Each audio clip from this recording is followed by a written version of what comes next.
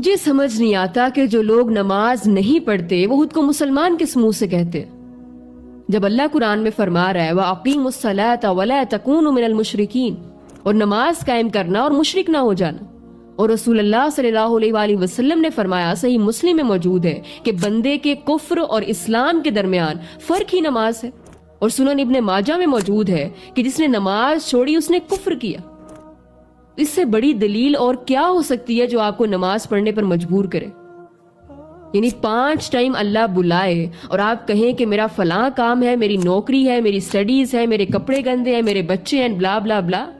یعنی میں مانتی تو ہوں، میں مانتا تو ہوں کہ اللہ تو میرا رب ہے، تو نے مجھے زندگی دی ہے، تو ہی مجھے موت دے گا اور مجھے زندہ کر کے میرا حساب لے گا، لیکن سوری میں تیرے بلانے پر نہیں آ سکتی، میں نہیں آ سکتا کیونکہ مجھے دنیا عزیز ہے۔ تو پھر صرف نام کے مسلمان ہیں آپ، عملاً تو آپ کافر ہیں، کیونکہ مسلمان کا تو مطلب ہی یہی ہے کہ فرما برداری کرنا، جب اللہ بلائے سر تسلیم خم کر دینا، اس کے ہر حکم کے آگے جھک جانا۔ تو خدا را عملاً بھی مسلمان برباد کر رہے ہو خود کو، جب یہ جانتے ہو کہ کلو نفس ذائقۃ الموت، کہ تم نے ایک دن مر کر مٹی میں دفن ہو جانا ہے، اور اس سے بڑھ کر جب یہ مانتے ہو کہ ایک ہستی تمہیں دوبارہ زندہ کرے گی اور تم سے ایک ایک چیز کے بارے میں پوچھے گی جو تم ابھی اس دنیا میں کر رہے ہو، تو پھر کیوں خود اپنے آپ کو برباد